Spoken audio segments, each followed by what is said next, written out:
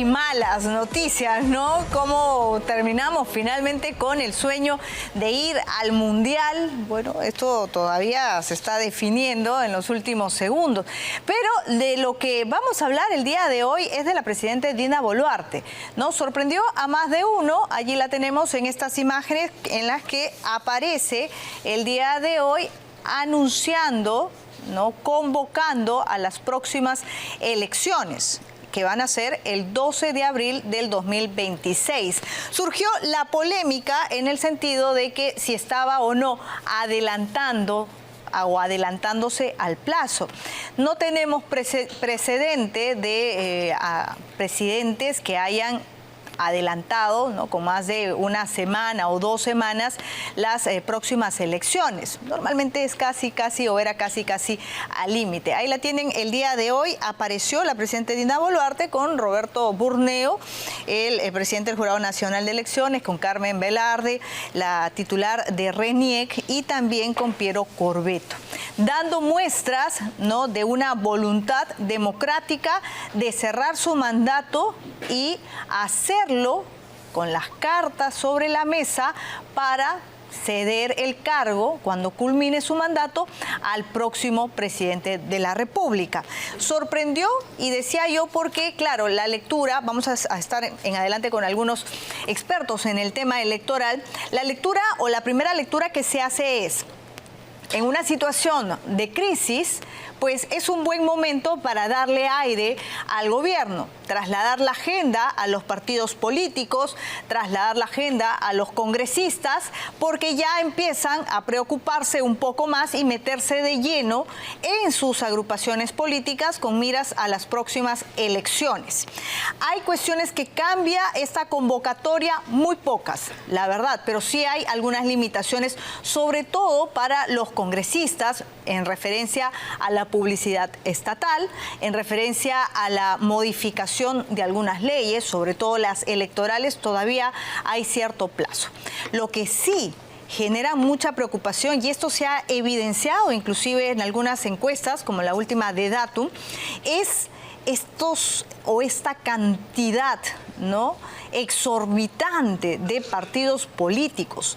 Al momento son 41 partidos políticos. Hay otros 33 que desean ser inscritos. Al parecer solamente llegarían 3, ¿no? El 12 de abril es el plazo para conocer quiénes o qué agrupaciones políticas van en contienda para los próximos comicios electorales. Tenía a la mano una encuesta justamente de Datum que daba cuenta de que hay muchos, y porque esto genera preocupación y malestar, por el tamaño de la cédula electoral. Es una sábana, ¿no? Esto es un papiro, y esto, sin duda alguna, se va a prestar a confusión, salvo que desde ahora, pues, las autoridades electorales comiencen un trabajo exhaustivo para poder guiar, ¿no?, a la ciudadanía, a la población, en cómo van a tener que votar, ¿no?, en las próximas elecciones, sin caer en confusión. Hay algunas publicaciones, debo decirlo, por ejemplo, Martín Hidalgo, en una nota extensa, habla de 41 partidos políticos en carrera. Vamos a hablar de esto en detalle más adelante, pero vamos con la primera información. Es el video de la presidenta Dina Boluarte justamente en esta convocatoria a elecciones. Hoy, cumpliendo con el mandato constitucional y legal, demostrando nuestro firme compromiso con la democracia y con la presencia acá de las autoridades que conforman el sistema electoral, convoco a elecciones generales para el 12 de abril del 2026, a fin de que podamos elegir libre y democráticamente en las urnas a nuestro próximo presidente o a nuestra próxima presidenta, así como a los diputados y senadores del futuro Congreso Bicameral y representantes al Parlamento andino.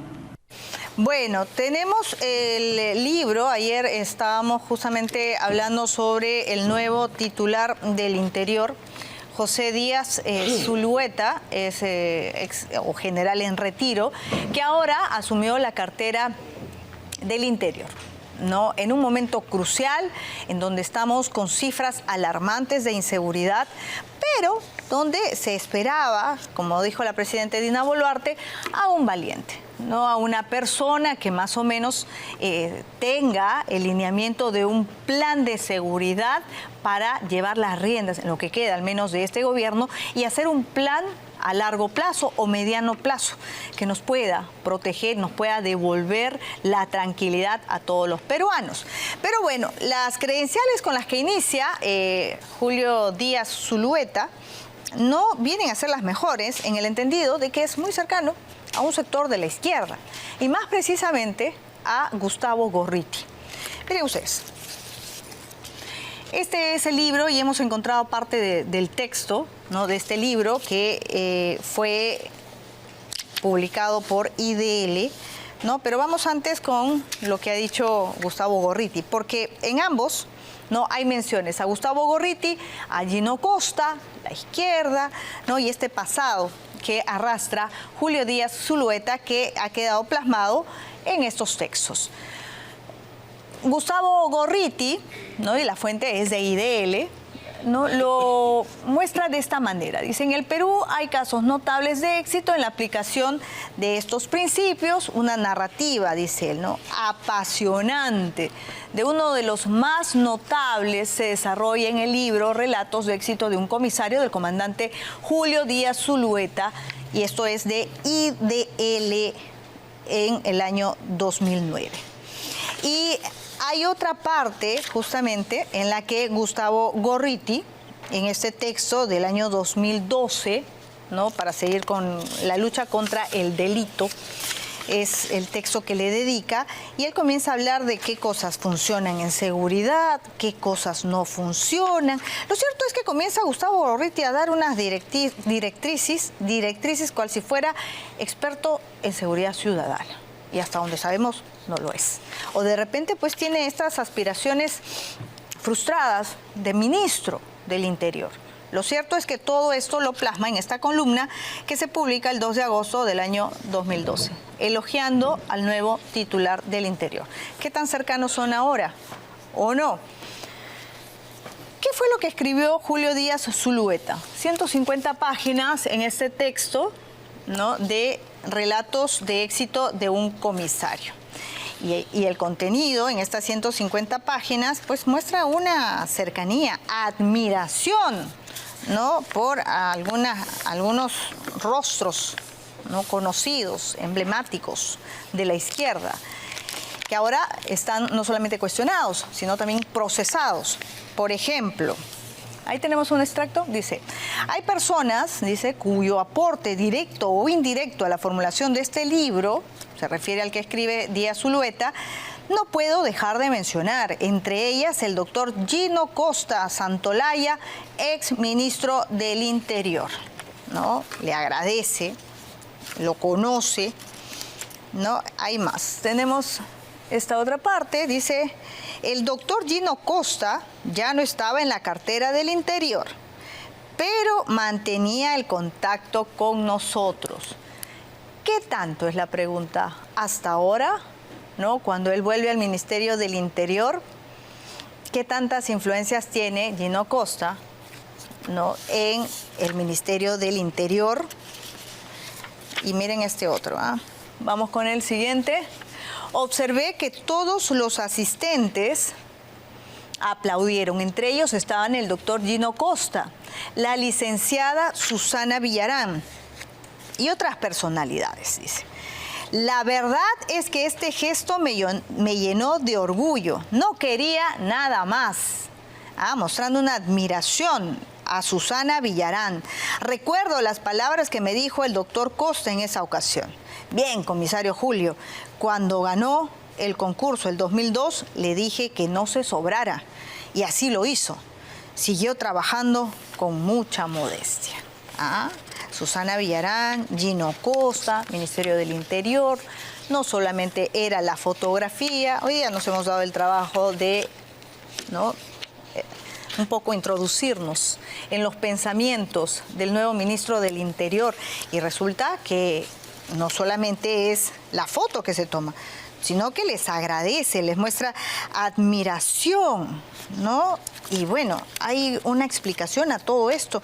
Vamos a conversar, por cierto, de todo esto y más con el general Remigio Hernani. Le ha sido también, además de ser muy entendido en el tema de inseguridad ciudadana, ha sido ministro del Interior. ¿Cómo le va? Muy bien, muy bueno, bien. ¿qué le parece esta cercanía del nuevo ministro con Susana Villarán, llenándola de elogios? Dice que la admira, Gino Costa. Bueno, ellos han hecho su carrera. Él ha llegado a general con la ayuda de todos ellos. ¿Cómo pueden ayudarte a llegar a ser general? En los ascensos, una serie de cosas, ¿no? Porque hay relaciones en el Ministerio Interior, pues, ¿no? Ha sido manejado hasta el tiempo de PPK. Y después también han seguido algunos señores de ese grupo, conocido como Caviar, ¿no? A mí me dijeron que cuando ingresa Basombrío al Ministerio del Interior, bueno, ingresa un grupo de gente, un grupo de personas, ¿no? Claro. Policías, etc. Y que ellos han continuado. Han continuado. ¿Uno de ellos es el nuevo ministro del Interior? El nuevo ministro del Interior mire, no es nada personal lo que voy a expresar. Es un oficial de la policía del Código 2, de lo que era la Policía de Investigaciones del Perú, pero que más se ha dedicado al tema propiamente de las comisarías, temas de prevención.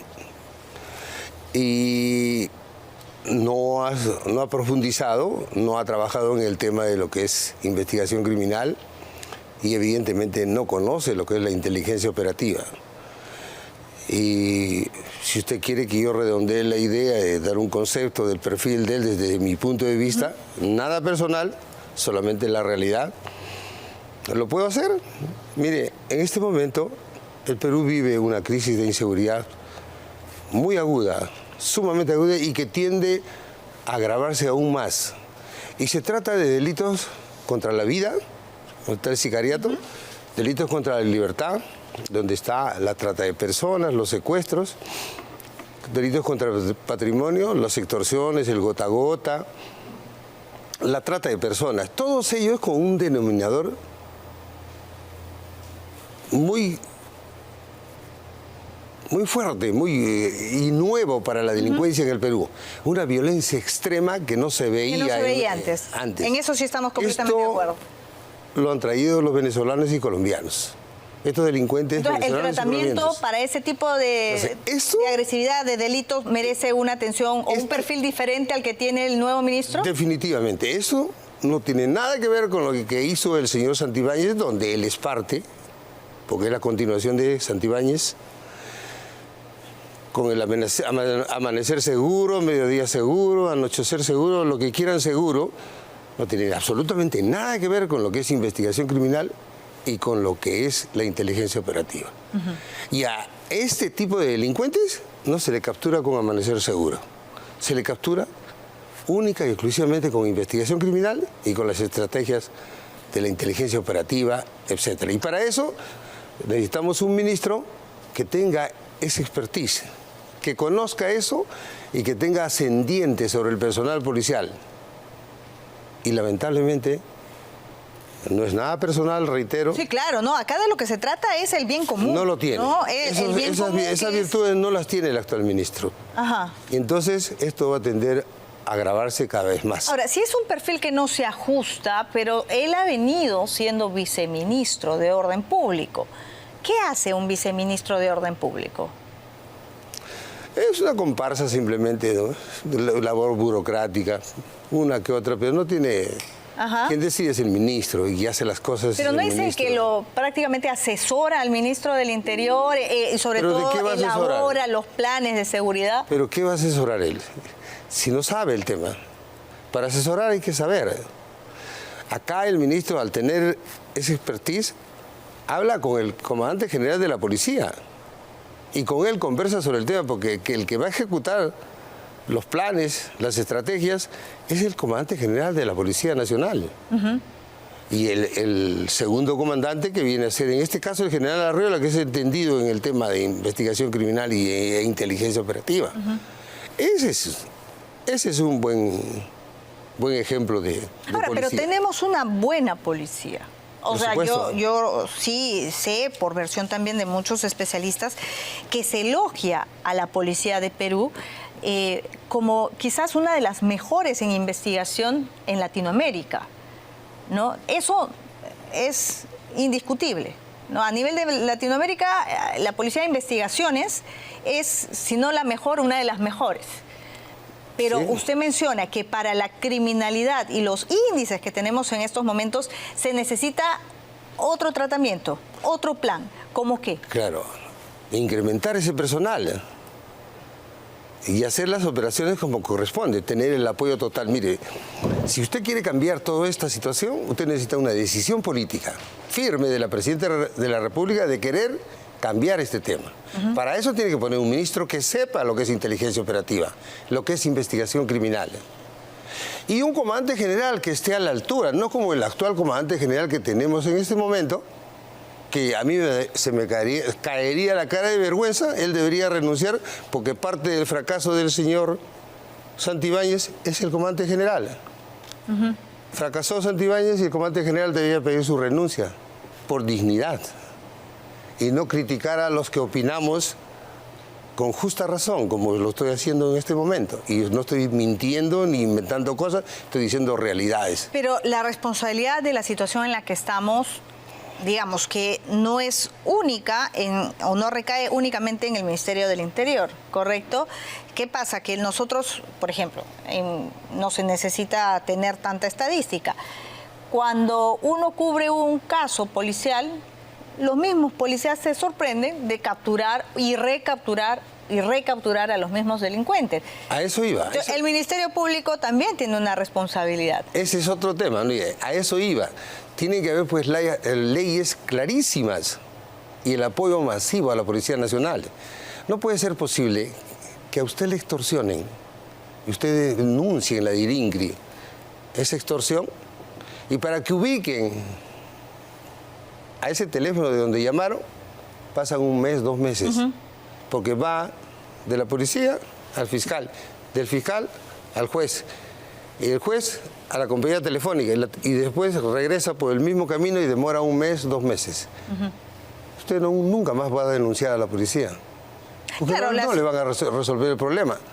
Y la policía está atada de pies y manos, mientras hay otros entes también que tendrían que resolver. No hay decisión política, pues. Si la decisión política se hace, esos organismos darían la información en minutos. Bueno, ojalá que haya, ojalá. Y habría una georreferenciación, no de 500 metros como la tenemos acá, sino como la tienen otros países, de 1 metro, de 5 metros. Vamos a ver qué es lo que tiene que decir finalmente el nuevo ministro. Sería bueno, ¿no?, que en alguna comisión del Congreso también lo llamaran o quisieran una conferencia de prensa para explicar cuáles son los planes que tiene. ¿Cómo no? En adelante. Gracias, general. A usted las gracias. Muchas gracias. Gracias por haber estado con nosotros. Vamos justamente con lo que ha dicho la presidenta Dina Boluarte, de que se tienen que respetar. Ha señalado el día de hoy, a la par que convocaba a elecciones, se tienen que respetar los procesos presidenciales. Vamos a escucharle. Esperamos por el bien del Perú y de las presentes y futuras generaciones que los comicios del 2026 no solo permitan a nuestros ciudadanos ejercer su derecho al sufragio, sino también poner fin al periodo de inestabilidad que ha llevado al Perú a tener 6 presidentes en los últimos años, generando una polarización que solo nos ha dividido, con el consecuente retraso de las inversiones y el incremento de la ola de inseguridad. Nuestro país tiene que consolidar su sistema democrático respetando los periodos presidenciales. Bueno, ahí tenían ustedes a la presidenta para hablar de lo que se viene. ¿Hay traslado o no de la atención para que todos nos empecemos a enfocar básicamente en las próximas elecciones, en los partidos políticos, ¿no? ¿Cómo están los congresistas ya en este reacomodo nervioso? Porque los tiempos se van acortando. Para hablar de todo esto y más estamos precisamente con José Tello. Él ha sido, además, ¿no?, de conocedor de temas electorales, ha sido ministro de Justicia en el gobierno de Dina Boluarte. Gracias por estar aquí. Muchas gracias, de verdad, Albino, por la invitación. Bueno, ¿cuál es la lectura inicial que tiene de la presencia, ¿no? La aparición de la Presidenta de la República el día de hoy con otras autoridades electorales convocando a elecciones. Muy bien, una lectura donde estamos viendo que el Ejecutivo, en este caso, está buscando, pues, y creo que ya se evidencia, que la atención se fije ya en la agenda electoral y ya no tanto en lo que es propiamente la gestión gubernamental. Se nota claramente que es, si queremos verlo, es como ese paciente que está con fiebre y lo estamos colocando en una tina de agua helada. Buscamos eso. Y eso es algo que es normal, es una enfriar jugada. un poco la temperatura. Ahora, de eso, la coyuntura política. Esa es una lectura política, pero si vamos al aspecto técnico, podía perfectamente convocar elecciones porque se puede hacer hasta el 12 de abril. Pero digamos que se ha adelantado un poco, ¿no? A diferencia de otros presidentes. No mucho. Entonces, está dentro de lo normal. Y lo más importante que hay que tener en cuenta acá es el hecho de que ahora, por ejemplo, van a poder continuar el trámite de inscripción aquellos partidos que están todavía en cola y que esperan participar en estas elecciones. Tienen de plazo hasta el 12 de abril. O sea, eso no ha cambiado. Pero de aquellos que se inscribieron el año pasado. No, los que están en trámite de inscripción tienen hasta el 12 de abril. Por eso, los que se inscribieron en junio, julio del año pasado. Que están, digamos, en la etapa final, que ya están ahí para que salga publicada su inscripción tal cual. Ya, listo. Entonces, ellos tienen este periodo, no cambia. Otra cosa más, el Congreso puede sacar leyes electorales todavía, pero tienen que estar vigentes al 12 de abril. ¿Solo hasta el 12? 12 de abril. Ok. Y bueno... ¿Esto incluye alguna modificación a la ley electoral? Claro, pueden hacer modificaciones, pero tienen que coordinar obviamente con el Ejecutivo, porque recordemos que una vez que sale una autógrafa, se aprueba una norma en el Congreso, esta pasa para que sea promulgada por el Ejecutivo en un plazo de 15 días, y de no hacerlo se puede aprobar por insistencia, pero ese plazo ya no lo tenemos tan holgado, pues. Entonces ahora tendría que ser con un tema de coordinación entre Ejecutivo y Legislativo que permita, sin lugar a dudas, que esto se pueda dar con fluidez. Ahora, la convocatoria a elecciones necesariamente cambia o mueve el cronograma electoral, en el sentido de, por ejemplo, desde el Congreso de la República, a través de una ley, se ha hecho una modificación para que las alianzas tengan un poco más de tiempo para que puedan, digamos, inscribirse también. No cambia nada, es lo más laxo posible, porque la norma que ha salido el jueves pasado es la ley 32264, y esa norma ha hecho cambios en el cronograma electoral. Le preguntaba, claro, pero yo tengo acá lo que es todavía un proyecto, ¿no? Claro. De cronograma electoral. Sí, pero ahora ya con forma legal, porque ya intervino el Congreso con esta ley que salió el jueves pasado. Correcto. O sea, ya hay una norma. Es decir, lo que tenemos a través de esa norma, de esa ley del Congreso, lo que sí cambia es las alianzas, que van a poder inscribirse hasta octubre. No solamente el tema de las alianzas, también, por ejemplo, el tema de las elecciones primarias. Y también tenemos fechas que son un poco apretadas ahí, que lo podríamos desarrollar en breve. Sí. Pero vayamos al tema de las alianzas. Las alianzas electorales ahora están pues ya con mayor tiempo para que se puedan dar. Tenemos nosotros fechas que ya están ahí encima hacia el 2 de agosto y el 1 de septiembre para que se presenten la solicitud de inscripción de alianzas y luego estas estén inscritas ya formalmente en el registro. Antes esto estaba en manos del Jurado Nacional de Elecciones. Claro. ¿No? Claro, igual que las elecciones primarias. Claro, ¿y qué tan positivo es que ya no sea de El Congreso ha sustraído en cierta forma al jurado, a la OMP y al RENIE del proceso y permite ahora que se maneje más a la interna de los partidos políticos, por ejemplo. Entonces, tenemos que tener en cuenta de que ya se ha regresado más a la autonomía partidaria. Y eso saliendo del esquema completamente de las elecciones primarias planteadas por las PASO en el año 2019, primarias abiertas, simultáneas, obligatorias, y además también por las elecciones internas asistidas que se dieron, por ejemplo, durante la época de pandemia.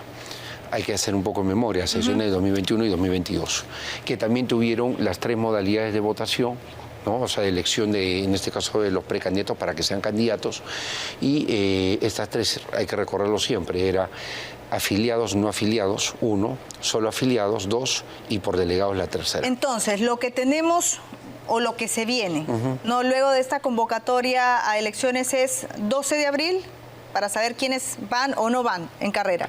Claro, o sea, ya tenemos partidos políticos, los ya partidos estamos. políticos, sí.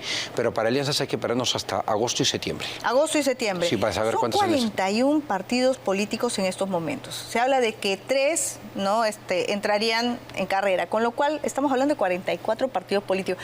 ¿Por qué a lo largo de los años, o qué ha cambiado a lo largo del tiempo que tenemos esta situación tan grande, ¿no? Esto, sin duda alguna, nos muestra un padrón electoral gigantesco, es una sábana. Se habla de 3 hasta 4, pueden ser 45, pero finalmente lo que tenemos que ver es el número de candidaturas. ¿Por qué? Porque producto justamente del tema de la bicameralidad, ahora tenemos, a diferencia del 2021, 245 candidaturas por cada partido político o alianza electoral, si es que esta se crea. Y eso es diferente al año 2021, donde fueron 179. Hagamos un poco de números. El número de congresistas es 130. En el año 2021 se colocó 160 para justamente respetar la paridad de alternancia. Sí, claro. Luego, en el caso, por ejemplo, de los parlamentarios andinos, eran 16 candidaturas y en el caso de la fórmula presidencial siempre 3, 179. En total, claro, en total hemos tenido... 179. Sí. Pero para este año son 140 diputados, ¿no? O sea, candidatos a diputados, 86 a senadores, 16 a parlamentarios andinos y 3 para la fórmula presidencial. Es que es 245. sí, y eso pero el número grueso son 10.290 candidaturas versus... es una barbaridad. Bueno, hay una encuesta de Datum que señala que, claro, más de la mitad de la población no está de acuerdo con tantos partidos políticos, porque, claro, esto genera que tengamos muchísimos candidatos, la cédula se vuelve confusa, etcétera. Pero quiero aprovechar su presencia, doctor Tello, para preguntarle, porque usted ha sido ministro de este gobierno y hasta donde yo recordaba, hubo inclusive un proyecto que presentaron que no prosperó en el 2023 de adelanto de elecciones. Claro que sí. Pero después siempre hubo esta intención de adelantar las elecciones. Cuéntanos por qué. Nosotros presentamos en ese momento, cuando yo fui ministro de Justicia, al inicio de este gobierno, y lo fui desde diciembre hasta abril, o sea, entre el año 2022 y 2023, presentamos un proyecto de ley que efectivamente no fue tomado en cuenta por el Congreso para adelantar las elecciones. ¿Por qué querían adelantar las elecciones permanentemente? Lo que pasa es que el tema del adelanto de elecciones fue una salida política. Y hay que leer acá también los tiempos políticos y hay que ver el escenario de diciembre del 2022 después del golpe de Castillo.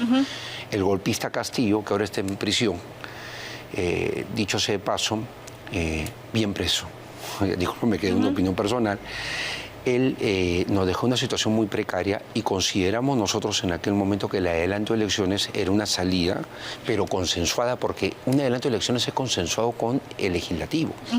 El legislativo y el ejecutivo, como ocurrió en el año 2000 con Alberto Fujimori, tienen que estar de acuerdo para adelantar las elecciones, pero dar término anticipado al mandato de las autoridades electas. Lo lograron presentar, pero esto se archivó. Pero se archivó. Y luego de eso había la intención permanente de la presidenta de adelantemos las elecciones. Bueno, por lo menos hasta abril se hablaba del tema todavía y yo estuve en la cartera hasta el mes de abril. Entonces, ¿y por qué? Porque se veía como una salida política, lo vuelvo a resaltar. Una salida política. No fue solamente esa respuesta o esa justificación al primer intento. Lo que pasa es que el gobierno, y hay que entender una cosa, la transición democrática que se da por mandato constitucional señala que si el presidente es vacado o renuncia, asume vicepresidente 1, primer vicepresidente o segundo vicepresidente. En este caso, Pedro Castillo tenía solamente un vicepresidente. Sí, recordamos toda la historia. Ellos en rigor, o sea, cuando son electos como fórmula, la fórmula es electa por 5 años. Eso hay que tenerlo en cuenta. El tema de los adelantos de elecciones se dan por situaciones muy particulares y bajo consenso entre Ejecutivo y Legislativo, y lo voy a resaltar como el antecedente del año 2000. No es algo que se dé de manera unilateral. Sí, claro, lo sabemos. Y en este caso el Congreso no aceptó esa salida y bueno... Y usted se fue, de paso. Claro. ¿Por qué se fue? Por una cuestión muy sencilla, duró discrepancias. 3 meses, 4 meses. 4 meses y medio. 4 meses. Y tuve discrepancias con la presidenta y con el premier. ¿De qué naturaleza? Bueno, simplemente sobre enfoques de gestión. Nosotros en ese momento, por lo menos con un equipo humano muy comprometido... En ese momento estaba Alberto Otárola, de primer ministro. Entonces usted tuvo discrepancias con Alberto Otárola... Con la presidenta. Con la presidenta Boluarte. Claro, pero vamos un poco... ¿Sobre qué tema puntual? proactividad. Un gobierno más proactivo que un gobierno reactivo.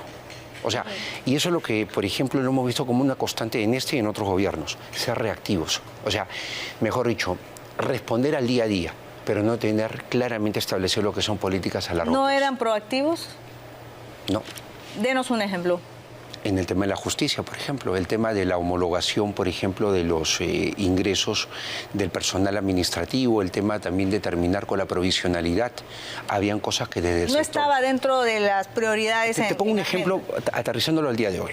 ¿Ya? Mira, se ha hablado recientemente del tema de la pena de muerte. ¿Usted estaba en desacuerdo? No. A ver, vamos por partes. Yo dejo el gobierno por esta discrepancia. ¿Por qué? Porque, por ejemplo, y voy a tomar el caso reciente del debate sobre la pena de muerte Sí, hemos que es lo tenido que está. nosotros. ¿Ya? Correcto. Pena de muerte es algo que lo tenemos que abordar no solamente desde un gobierno, sino además de todas las fuerzas políticas, porque tiene que ser un tema de consenso político. Y por otro lado, recursos.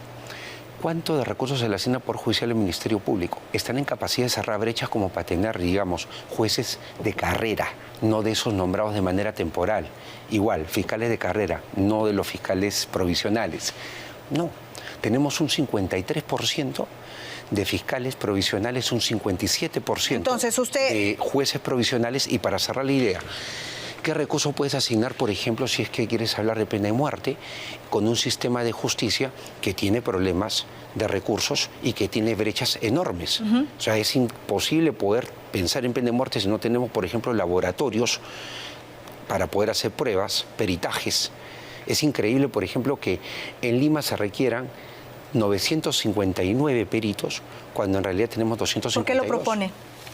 ¿En qué sentido? ¿Por qué la propuesta de la pena de muerte? Bueno, Si hay todas estas limitaciones. hay que tener en cuenta algo. Eso me parece, por ejemplo, que decanta en populismo, si es que no va de la mano con propuestas que vayan hacia darle los recursos a los sectores para que puedan estar en las condiciones de poder manejar adecuadamente este tipo de situación como la pena de muerte, que es una pena capital, que no es que vaya a ser muy común, pero que va a llevarnos a que todo el sistema esté muy aparejado a una justicia mucho más expeditiva con mayor cantidad de recursos. Vamos a seguir hablando de todos estos Eso, temas. solamente para cerrar, eso es la proactividad. A eso debemos apostar, o sea, en cualquier gobierno que venga. Si vamos a hacer algo, recursos para hacerlo. Y veamos una política pública y vayamos todos y consensuemos también con otras fuerzas políticas hasta de oposición. Hay que hacerlos parte del proceso. Eso es lo que se debe dar. Y lo vuelvo a resaltar. Mi salida en su momento se debió a que esta es la visión que yo tengo de la gestión pública. Y eran reactivos. Reactivos. Pero lo reactivo linda con lo populista, ¿no? Bueno, si es que no se dan recursos, no quiero tildar de populista estos debates de la pena de muerte, pero si es que no le van a asignar recursos, va a ser populismo. Bueno, vamos a seguir hablando porque se viene la campaña y con miras a las próximas elecciones seguramente vamos a necesitar de su opinión. Muchas gracias. José Tello ha estado con nosotros, él ha sido ministro de Justicia. Antes de irnos al corte, buscas el auto de tus sueños, Expomotor lo tiene todo, más de 50 marcas, más de 300 modelos, los 365 días del año. Es por si fuera poco el mejor financiamiento porque además contamos con los principales bancos, cajas de ahorro y fondos colectivos, porque cada día es perfecto para estrenar un nuevo auto. Encuentra el vehículo ideal solo aquí en Expomotor de Plaza Norte y Mall del Sur. Pausa, regresamos con más, tenemos más invitados.